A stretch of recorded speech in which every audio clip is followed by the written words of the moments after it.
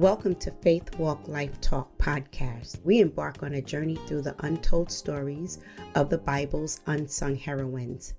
Join us as we deep dive into the lives of remarkable women whose narratives are often overlooked but carry profound wisdom and inspiration. From their triumphs to their trials, we'll uncover the timeless lessons embedded in their journeys, lessons that resonate powerfully with women today.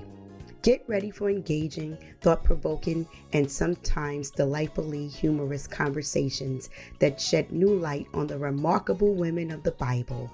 Welcome to a podcast that promises to enlighten, uplift, and entertain.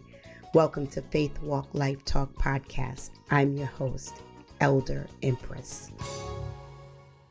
Welcome to Faith Walk Life Talk podcast. I'm your host, Elder Empress, and I'm yet faith walking in my stilettos.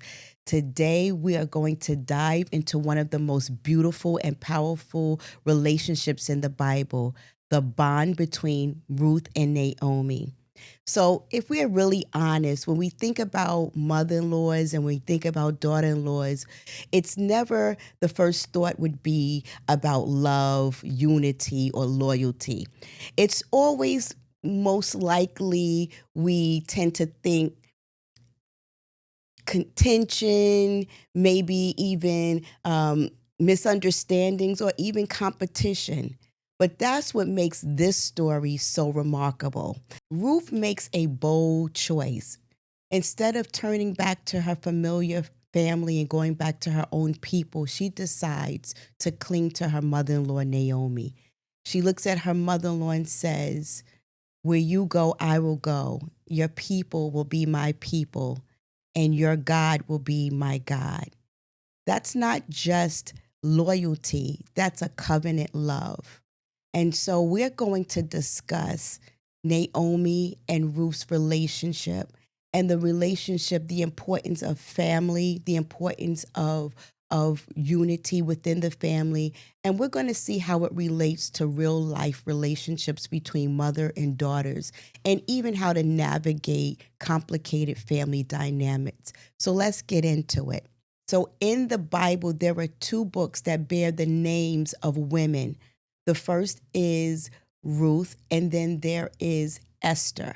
Today we're going to talk about Ruth.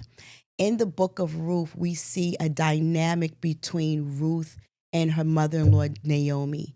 Now, when we first think about the book of Ruth, we always tend to go to her relationship with Boaz. And for my girlies out there that's looking for their Boaz, that's what we usually tend to focus on. And I know a lot of us are talking about Ruth and Boaz. Shout out to Tyler Perry and Devon Franklin for their great movie that just dropped on Ruth and Boaz. But we're talking about Ruth and Naomi. Many of us who are married can identify with having a mother-in-law that has maybe tension within the dynamics. Even some of our husbands, when they talk about their mother-in-laws, there may be some strife, or, they loathe their mother-in-laws, or daughters, when they think about their husband's mother and the mother-in-law. It's not always a great and fuzzy feeling. There's sometimes dynamics that are complicated between in-laws and sons and daughters. But that's what makes this so beautiful and so powerful, this particular story. These two women experienced the grief of losing their husbands. And the book centers around Naomi losing her husband, Ruth and Orpah, her daughter-in-laws, losing their sons. And during this time of grief, Naomi decides to go back to her hometown. She had been living in Moab, which these two women are a part of. And she decides to go back home after she realizes that the famine had passed. She had lost everything in Moab, and she's going back to a place of familiarity. She's going back to her hometown. These two daughters decide to follow her, but something happens in the middle of the journey. She encourages them to turn back and go back home. She says, "I have nothing left to offer you. I have nothing left to give you." Orpah kisses her and goes back home. She's connected to her home family and what she knows as familiar. But Ruth decides to stay. She clings to her mother in law. And in the famous verse that we see, Ruth says to her mother, "Entreat me not to leave you, for where you go, I will go. Your people will be my people. Your God will be my God. Will you die? I will die, and I will be buried there. Nothing but death will separate me from you." And we see that Ruth is saying this to Naomi in the face of bitterness. Naomi is not even being kind to her. She's kind of bitter and mean, and she's being dismissive. But Ruth is clinging to her and making a covenant love establishment that I'm going with you. I'm in this to the end. No matter what, I won't leave your side. Now, the Bible tells us that Ruth had been married to her husband for 10 years. So I would imagine within the 10 years prior to the grief, she saw a light in Naomi that she understood this was a woman that's connected to my destiny. And many times we don't understand why we're connected to people. And sometimes the relationship can be quite difficult and quite complicated, but there's a bigger purpose behind the connection. So after Ruth establishes this covenant, Naomi doesn't encourage her to leave anymore. They journey on to Naomi's hometown. And here we see where it unfolds, where Ruth is in position now to meet Boaz. Now, this story resonated with me deeply as a woman who's been married for 25 years. I could tell you, if I were to be candid, that in the first early years of my relationship or my marriage, that I didn't have quite the fuzzy relationship with my mother-in-law.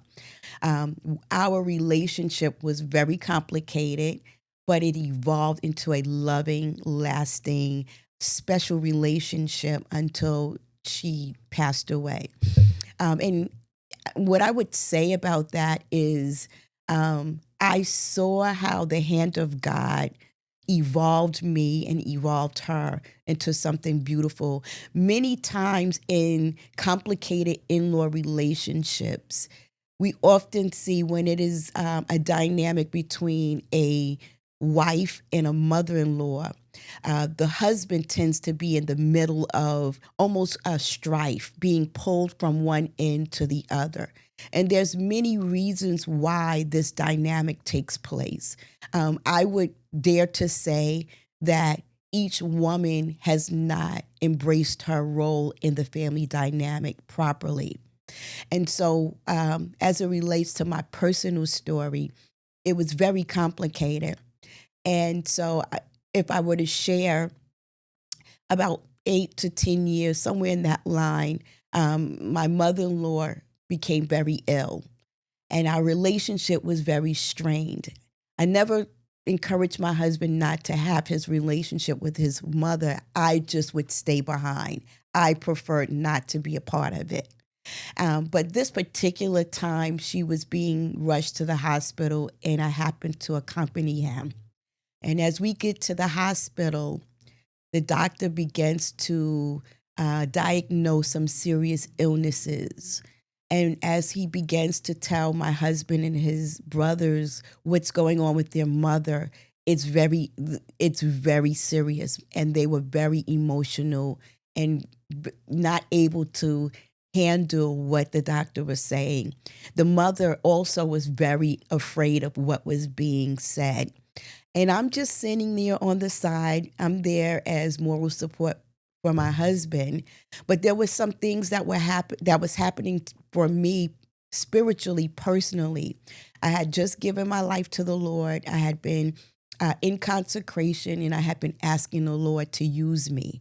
I wanted to be used of the Lord. I wanted the Lord to show me what my purpose was in the kingdom. And as I was sitting in the waiting room, the Lord spoke to me and said, "Go into the room with your mother-in-law and stand by her." And this is where the Lord and I had a kind of a conversation because it didn't make sense. You're asking me to embrace a woman who has rejected me several times. And rejection is just not a good feeling for anyone. And I was like, Lord, are you sure? Because if I go in there and she tells me I only want my sons close by my side, or I don't want you in the room, that's going to be very hurtful. But in this moment, I heard very clearly the Lord say, go in the room and stand by your mother in law. And in that moment, I just obeyed. I obeyed God. So I go into the room, I stand by my mother in law, and I found myself holding her hand. And in that moment, if I look back and reflect, a connection was being birthed. I was able to be the person that my family needed to understand what was happening in my mother's condition and what needed to be conveyed to my brother and my brother-in-laws and my husband as they were going through an emotional time. During this time, the Lord had me to be her primary caretaker. And without thought, I would accompany her on doctor's appointments, and we would make time out of it. And we would go and we would shop after the doctor's appointments, and we would have lunch. And through these times together, our relationship began to blossom. We began to have a bond. I began to learn things about my husband that I never knew. I began to hear stories that I enjoyed about my husband in his youth. And then my mother-in-law then had to have surgery, and I would have to help her just prepare herself for bed and get herself ready for bed. And I found myself greasing her down and massaging her legs and putting the oil and the lotion on her legs and her feet. And I found myself on my knees. And the Lord spoke to me and said, you said you wanted to be used by me. You are being used. How crazy is that? To be at a position on your knees, massaging the legs of the woman who months before you didn't have a relationship with. I was brought to a place of humility, and the Lord answered my request, but not in the way that I thought he would. But ultimately, it was a blessing for my whole family. I didn't know that I would have a small amount of time with my mother-in-law.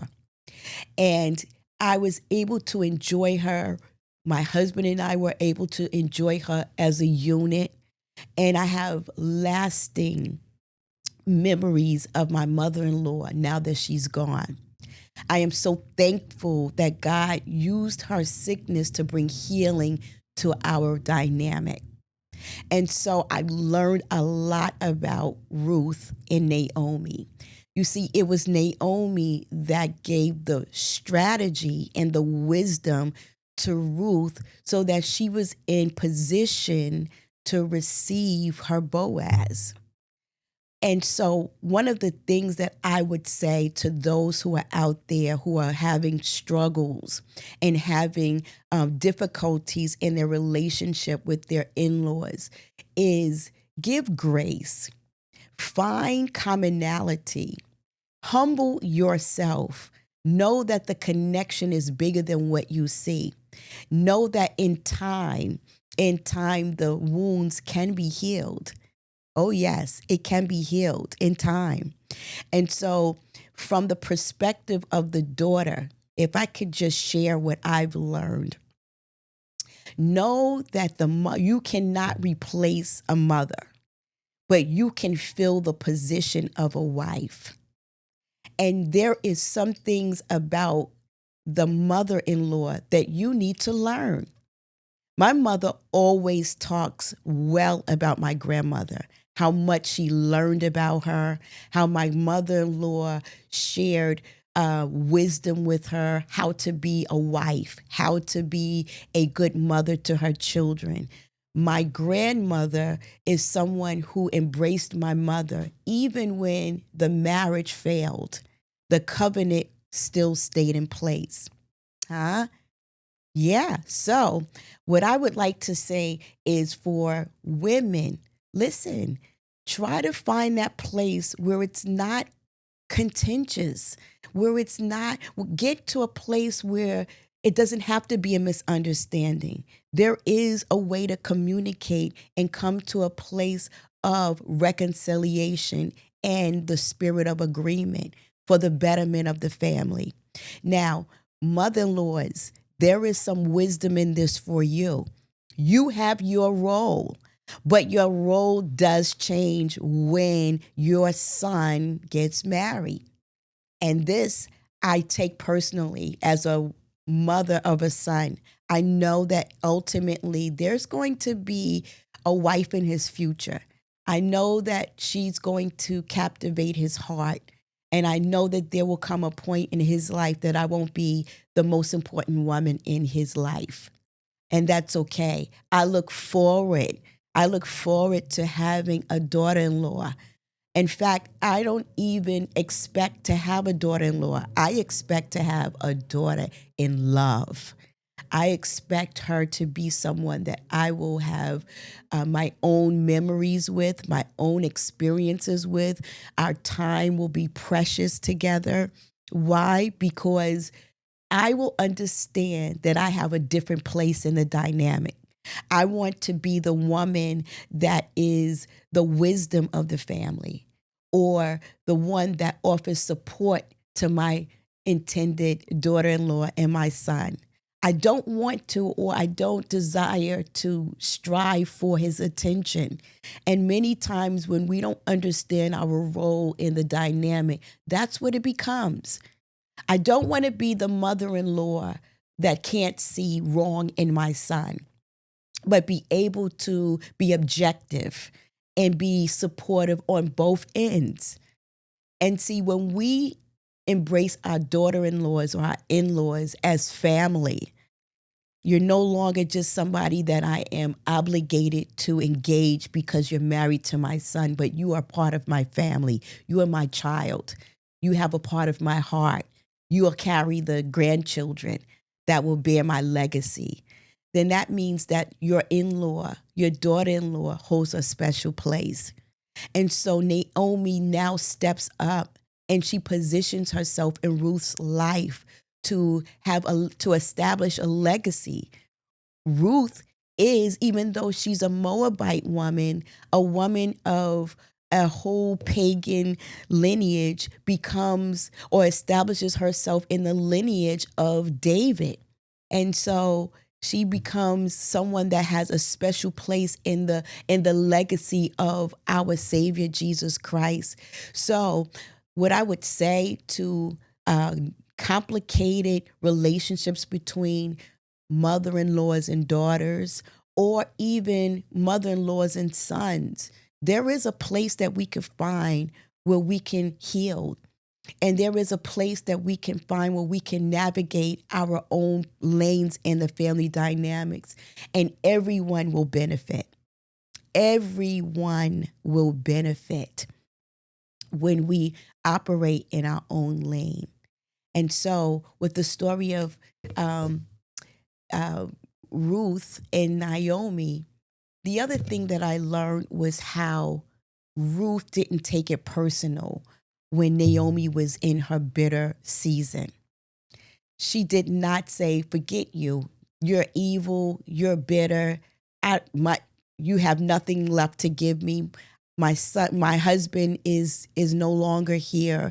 Our connection can be disconnected because the only thing that was keeping us together was the marriage. The marriage is gone now. So you have, as far as I'm concerned, nothing else to give." But Ruth didn't do that. Ruth found a way to keep that connection in place. She found a way to forgive Naomi. She found grace to understand why Naomi was in that state. She said, "Don't encourage me to leave you. I'm not going to leave you like this." And if you start to really look at the words that Boaz begins to speak, he says, I heard how you treat your mother-in-law. I heard how you didn't go back to your people and you committed to staying with your mother-in-law. These were the qualities that Boaz began to become attracted to in Ruth. See, we do a lot of pampering the outside for Boaz, but Boaz was attracted to something that wasn't readily visible. It was her character. It was her commitment to loyalty. It was her commitment to family. It was her commitment to covenant that Boaz understood that Ruth was not just any old girl. This was someone that caught the eye of someone that was going to pay back everything that Ruth lost. And so this was just a powerful and a beautiful account of how relationships between in-laws can work. It's not always the case. We see in the case of Rebecca and Esau, her son Esau had married these women outside of the nation of Israel, and they were a source of contention for her. They grieved her. And so not all in-law relationships work out, but we who are God-fearing women walking by faith, we are called to a higher standard. We are called to be the example. We are called to be the standard. And so um, we want to be successful in every area of our lives. We don't want to be great out in the world and failures in our families. We want to be able to exemplify healthy relationships, whether it's in our home with our children, with our husbands or our wives talking to the men, and even to our extended families, our in-laws, father-in-laws, mother-in-laws, sister-in-laws. Sometimes sister-in-laws can be a thing, but we can be the ones to create a standard that says our family, we are one in this family. And there may be some disagreements. That's life. Let's be real, that's life. But we always have the opportunity to establish reconciliation and find commonality and know that we all are in it because we are family. Family is the strongest construct within within humanity. In fact, God created and established family before he created the church. So family is very important in the sight of God. So yeah, I want you to head over and read the book of Ruth. It's a short read, but it's a beautiful a love story between two women that ultimately blossom into a love story between a man and a woman. And it is found right after Judges in the Old Testament. It's a lovely book. And then on those Netflix and chill days, head on over to your TV and watch the movie of Ruth and Boaz. It's a great story to just enjoy, and it's not word for word, but it's a great adaptation that you would enjoy and get a full picture of that relationship. And then I want you to head on over to my social media platforms, and I want you to share what's your relationship with your in-law? What is the ways that you can recommend healing in the dynamics of complicated mother-in-law and daughter-in-law relationships? And I would like to hear your thoughts on this. Listen, it wasn't always an easy road for me, but my mother-in-law and myself, we figured it out. And ultimately, it pleased my husband, and it pleased me to be able to be a, a source of support for my mother-in-law in her time of need. And ultimately, it pleased God because it is better to obey than to sacrifice. And so because I moved in obedience, God used that very opportunity to bless my entire family. Listen, that is all I have for you today. Thank you for joining me. Before you leave, I want you to hit that subscribe button on my YouTube channel. If you like this content, follow us, continue on this faith walk journey with us. Head on over to my social media platforms on Instagram, TikTok, and even Facebook at Faith Walk Life Talk. And let me know your thoughts. Share your comments, share your stories. I want to engage with you, and I want to know what it is that you have done to bring healing to your family dynamics. Listen, this has been an awesome time. We're talking about Ruth, daughter-in-law, mother-in-law. Thank you for joining us. Always remember this one thing before we leave you, as we always say. In order to walk the walk, you must talk the talk.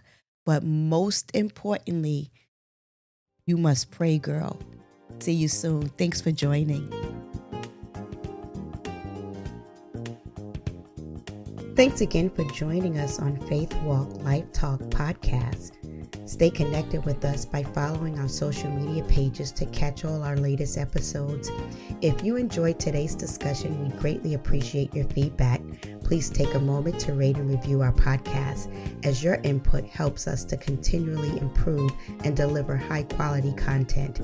I'm Empress Henderson, your podcast host. Until next time, keep walking in faith and living your best life. But most importantly, you must pray, girl. Until next time, we'll see you soon. Bye.